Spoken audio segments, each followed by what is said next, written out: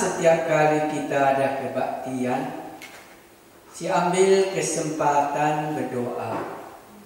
Karena kebaktian kita ini senantiasa ada sangkut pautnya dengan penyakit COVID-19 ini. Dan di dalamnya ada kesempatan kita menambah iman kita walaupun kita tidak berkumpul bersama-sama. Karena itu kesempatan ini kita kembali berdoa. Mari kita berdoa.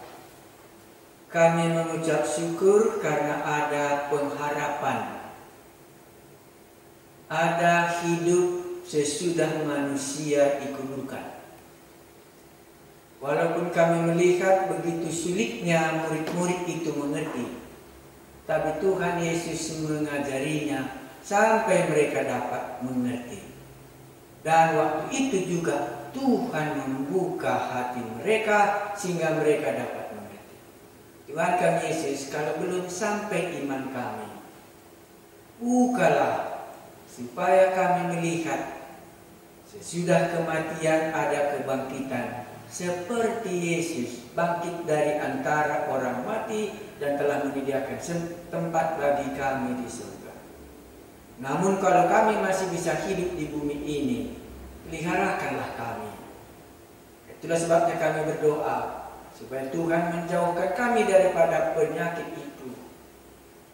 Kami takut, karena itu kami datang kepadamu berlindung Yesus dulu. Selamat kami, gembala kami yang baik. Lindungilah kami. Demikian juga kami berdoa buat semua pemerintahan kami. Tolonglah mereka memiliki hikmat bagaimana menangani supaya kami bisa ada dalam damai. Karena itu kehendak Allah kami damai di bumi.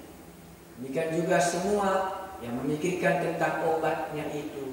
Tolonglah supaya ada penemuan obat untuk coronavirus ini supaya tidak akan bisa merajalela selanjutnya. Tolonglah Tuhan kami Yesus, karena ilmu itu, hikmat itu berasal daripadamu.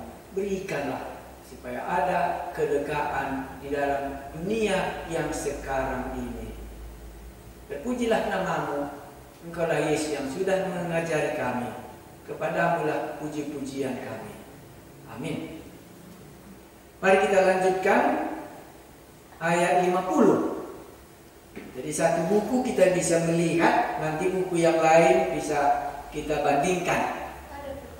Ada pertanyaan coba, apakah itu?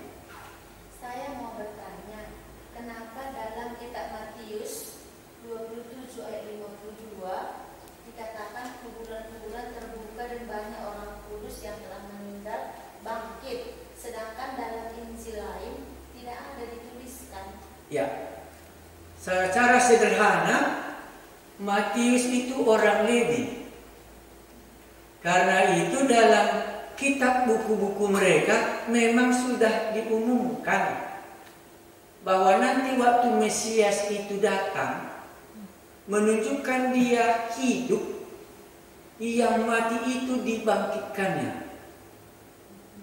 Makanya waktu Yesus disalibkan betul-betul dikatakan cuma Matius mengungkapkan itu karena itu adalah perbuatan yang sangat tidak bersedia orang mengungkapkannya kalau kuburan pun dibuka. Walaupun sampai hari ini sejauh saya pelajari semua penafsir kitab Injil Matius, Markus, Lukas tidak dapat mengungkapkannya lebih jelas. Sama dengan bagaimana matahari gelap pada mulai jam 12 sampai jam 3. Tapi itu juga mungkin Anda bisa ingat waktu peperangan Joshua melawan suku apa itu. Ditahan Tuhan matahari untuk mengalahkan semua orang. Pada saat itu peperangan memenangkan kota, memenangkan tanah Kanaan. Tapi Matius cuma melihat. Itulah enaknya, karena Matius punya background keyahudiannya. Ya, nanti bisa kita lihat di dalam buku-buku, karena dikatakan tadi apa? Semua mengenai anak manusia harus digenapkan, baik di dalam kitab apa tadi? Kitab Musa itu mulai dari Kejadian sampai kitab Ulangan. Baru apalagi kita Nabi-nabi. nabi-nabi. Nanti kita coba lihat waktu nanti Mesias itu mati, apakah ada disinggung. Baru ketiga Kita Mazmur. mengenai Mazmur. Iya, supaya nanti ini ketiga buku ini yang begitu banyaknya, ciri-cirinya sudah gampang ya. Mazmur itu adalah nyanyian di bait Allah. Kalau kita menyanyi, kan itu merupakan iman kita ya. Iya, kitab nabi-nabi itu bagaimana akan Mesias akan datang. Khususnya Yesaya pasal 53 ya. Atau mulai Yesaya pasal 52 itu. Iya, itu mengenai Mesias yang menderita. Ya, itu sudah. Oleh bulu-bulunya kamu menjadi sembuh. Kami kira dia kena tulah, padahal penyakit kita lah yang ditanggungnya. Mengenai Musa, itu Ulangan pasal 18. Khususnya kali kurasa ayat 15, bahwa akan ada nabi seperti kamu, bangkit dari keturunanmu sendiri. Nah, di dalam hal inilah semua itu ceritanya. Tapi waktu saya baca, tidak ada satu orang pun mengungkapkan kemana orang yang sudah berjalan ke Yerusalem itu. Apakah dia naik ke surga seperti Henokh, tidak mati lagi? Nah, kembali kita tidak mau dia menceritakan itu karena fokusnya tadi apa? Kematian Yesus di kayu salib, apa saja yang terjadi. Itu cuma yang bisa dalam waktu yang singkat ini.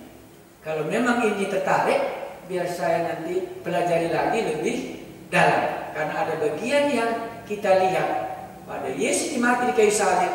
Waktu ini matahari, masih banyak cerita mengenai kematian Yesus di kayu salib. Belum kita ya secara mendetail ya. Nah, maka apa yang terjadi mulai dari jam 12 sampai jam 3 sore, masih banyak hal-hal yang kita belum cover. Ya, nanti kalau itu memang coba nanti sekali lagi mempelajarinya, kalau itu perlu kita tanya. Hanya sudah jelas Matius itu punya background orang Yahudi. Waktu Mesias datang, maka nanti kuburan akan terbuka.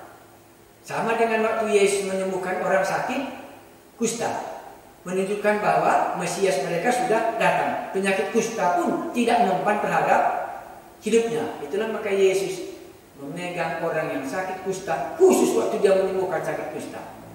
Yang lain dia cuma katakan saja sembuh.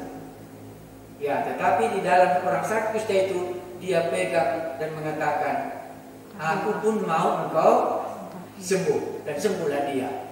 Dan suruh apa? Lakukan sebagaimana undang-undang Musa. Tunjukkan bahwa kamu telah sembuh kepada imam, berikan persembahanmu. Baik, terima kasih buat pertanyaannya. Nanti kalau masih ada hari yang lain, kita akan melanjutkannya kalau itu ditanya. Kenapa? Ini sangat sederhana. Karena Matius menulis lebih dalam, khusus tentang kematian Tuhan Yesus daripada yang lain. Karena tertarik dia, karena menurut dia Mesias tidak mungkin mati. Tetapi waktu terjadi, tambah pengertiannya lebih dalam sebagai orang Yahudi. Terima kasih banyak.